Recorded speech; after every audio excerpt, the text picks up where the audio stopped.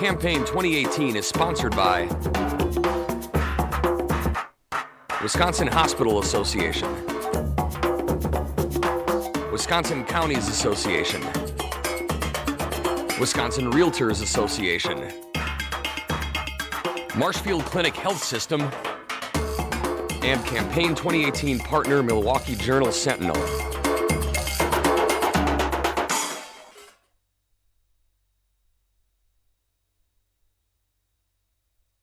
Rachel Mixon of Hartford is a Republican candidate in the 59th Assembly District. Rachel, welcome to WisconsinEye. Thank you. Now, you're running for an open seat because Representative Kramer is retiring. Correct. What do you consider to be your top 1, 2, and 3 issues, please? My top 1, 2, and 3 issues. I am a teacher, and that makes sense that my top issue then would be school safety. I go to school every day, see my kids, look at their cute faces, and we talk, and it's an issue. School safety, there's more that can be done at the state level while we still maintain local control. Another issue for my platform is education reform, and the model that I like to sum it up in is from the students up rather than the administration down, because everything needs to be in the best interest of the students. And then the third issue would be local government, and there are 30 different government entities within the 59th district. 3-0. 3-0. Okay, thank you. Correct.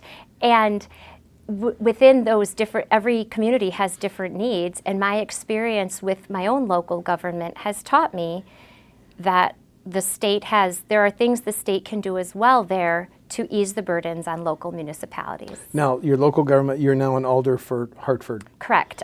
Correct. Okay, let's talk about your issues in that order. School safety now, some say that involves changes to the gun laws. Your position on that? Well, I'm pro Second Amendment, for sure. I believe that we have the right to defend ourselves. I believe that there are so many hobbies that fall under the Second Amendment and the right to arm yourselves and own a gun.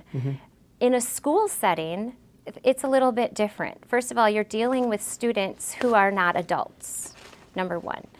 Number two, it's a microcosm of society, so you have different issues going on. But teachers' number one responsibility is to educate. I don't think that teachers want to be armed. I certainly would have to think long and hard about it as a teacher, because there's so much other material that I need to be aware of. However, that's a local decision, and if schools want to arm their teachers, I would put that as a last resort. I do think someone in the school should be armed, given that we have had event after event that has caused major tragedy. Should that be a principal, a receptionist, or should it be an armed trained law officer? Well, the best possible scenario would be a police school liaison officer, of course. Okay. But there are other options too. It does come down to money. Unfortunately, public safety is our number one goal, but money always plays a role. And the local school boards need to make those decisions about what's best for their schools, with input from teachers and parents and everybody who's a stakeholder. So you don't see any need then to go to universal background checks or make some of these other changes that some Democrats are calling for? No. Okay, thank you. Your second issue, let's talk about school funding, the funding of the K-12 system. This budget increases state aid, as you know. Do you see a need in the next budget for another significant, dramatic increase, or are you pretty happy with the increase that's now in the budget? I believe that there is sufficient funding. I really do, and that's somebody who's in the industry. I do think that there is before we throw more money at things, because throwing money at things is kind of an easy answer for a lot of issues. Yeah. I think that auditing the schools and where they are spending money might show some inefficiencies where we can tighten up a bit and look. And I am a fan of a lean administration. I think the majority of it needs to go to the students. Choice and voucher schools have expanded Milwaukee to Racine statewide. Do you support them? Yes. Why? Because some opponents of them say it amounts to subsidizing a second school system. Well, I support them because anytime parents are more involved in their child's education, you're going to get a better product. It's the competition of it. It's the free market of it. And there's something to be said for competition and raising the bar. I mean, look in my own race right now. There are 4 of us in this race, and that is definitely making me a better candidate. I am sure of it. And then your third priority was local government. Let me ask the question this way. Local governments have operated under levy limits since 2006. Some local government officials say they're hurting their ability to provide local services. Is it time to loosen or do away with levy limits? Well, my first response to that is a one-size-fits-all doesn't work. Okay. Some communities will be very responsible, and loosening the levy limits will give them the lift on the expenditure restraints that they need to provide these services. It's not always conducive also to have net construction. Sometimes your community doesn't need anything, and why would you be forced to build and then raise your levy limit that way? I understand why they were in place, but it doesn't allow for individuality within the governing board either. I mean, if you are unhappy with your tax rate, then unelect your officials who are in charge of it. Again, local control is key. 2 questions on healthcare. The first involves healthcare in rural areas of Wisconsin. Rural areas have lower household income than the statewide average, older demographic, young people leaving, more healthcare provided by Medicaid and Medicare. Your thoughts on how to preserve and maybe improve healthcare in rural areas, please? Yes. I understand from the healthcare perspective that there's a cost effectiveness to having medical centers and locations in higher population areas.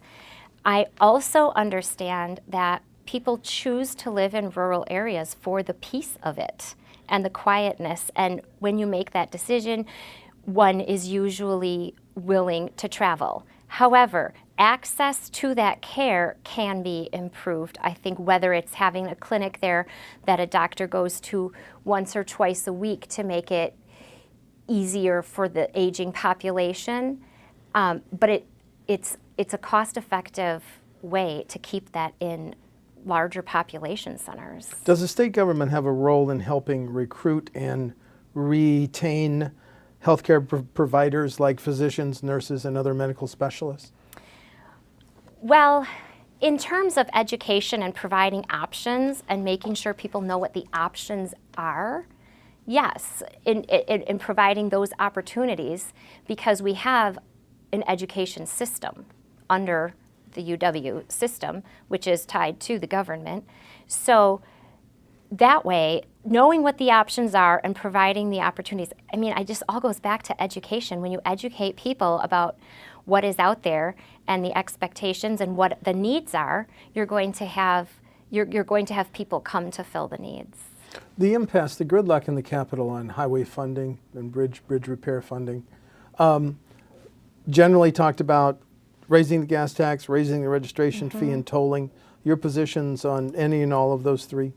I am not for tolling. Okay. I don't think that's a good option for this state. I have been digging into this myself as a candidate for the 59th, understanding that Highway 23 is a big project that's causing a great amount of concern within the 59th district.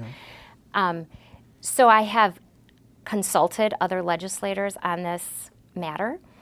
And the information that I have been getting is that there is enough funding if we peel back some of the bureaucracy that's within the Department of Transportation. Again, raising taxes is an easy solution that I don't agree with. Okay. I think that we can find efficient ways to do things by peeling back bureaucracy and letting municipalities bid out some of these projects to avoid prevailing wage. Secretary Ross of the Department of Transportation has a really good reputation out in the community for doing such things that I've just discussed. Should local governments have the option of a wheel tax without a referendum? Well, yes, I don't believe that referendums are always those are for something really, really big, Okay. a game changer within the community. Has Hartford talked to you about a wheel tax at all? Not on the, no. Okay.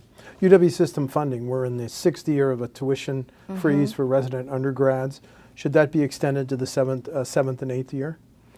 Well, sure, it sounds like a good idea, doesn't it, to freeze tuition. At some point, I understand that tuition will have to go up, whether this is the time or not. Have we cleaned everything out? Have we found all the slush funds? Have we really gotten down to the nitty-gritty of what needs to be paid for and where the, do we have enough money to provide the needs?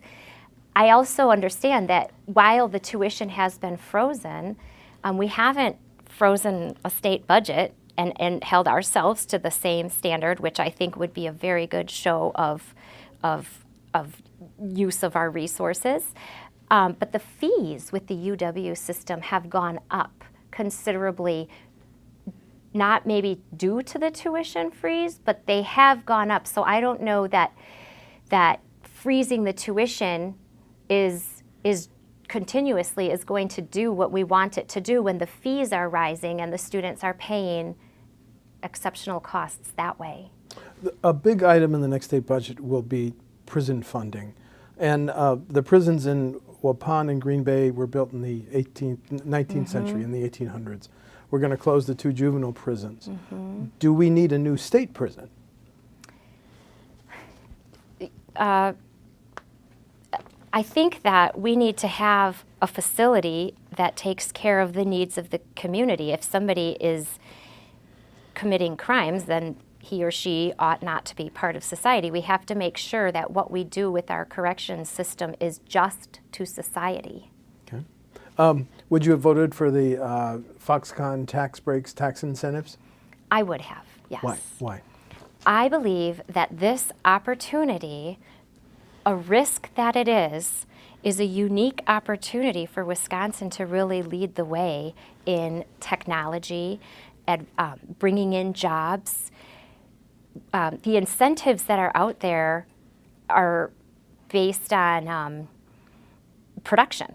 You know, the incentives require something of them. The tax breaks require something of them.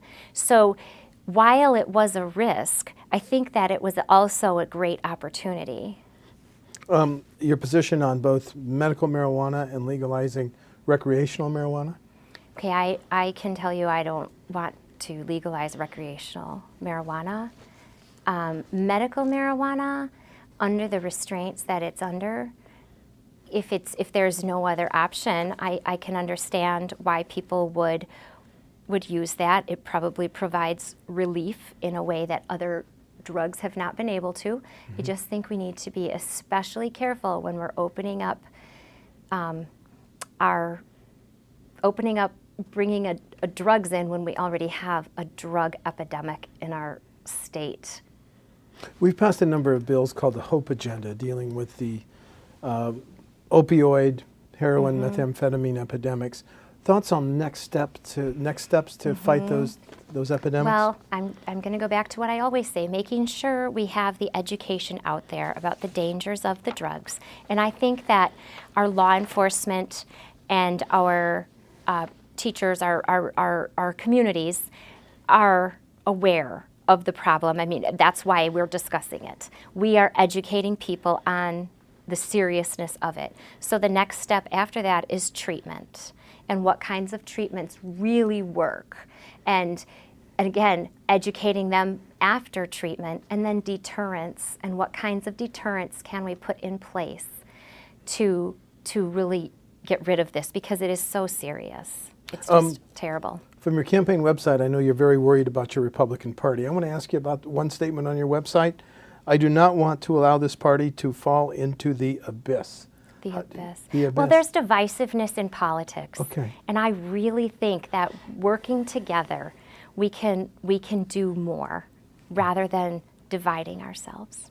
And then the final question, Open seat, primary, August 14th. You want to talk about, highlight any differences between you and your opponents? Well, I really believe that I am the best candidate for this position. There are so many issues that are just so near and dear to my heart, and I have so much experience in education. I've worked very, very closely with our law enforcement locally. I am the liaison to the Police and Fire Commission, and those two things together for school safety are just, that is something that I really own and really feel deeply. I have energy, determination, motivation. I know how to learn. I know how to educate, and those are really important qualities for somebody who's going to represent such a large number of people. What grade do you teach? I'm just curious. 5th grade. 5th grade. Thank you. Rachel Mixon of Hartford is a Republican candidate in the 59th Assembly District. The primary is August 14th. Rachel, thanks for talking to WisconsinEye. Thank you so much. Thank you.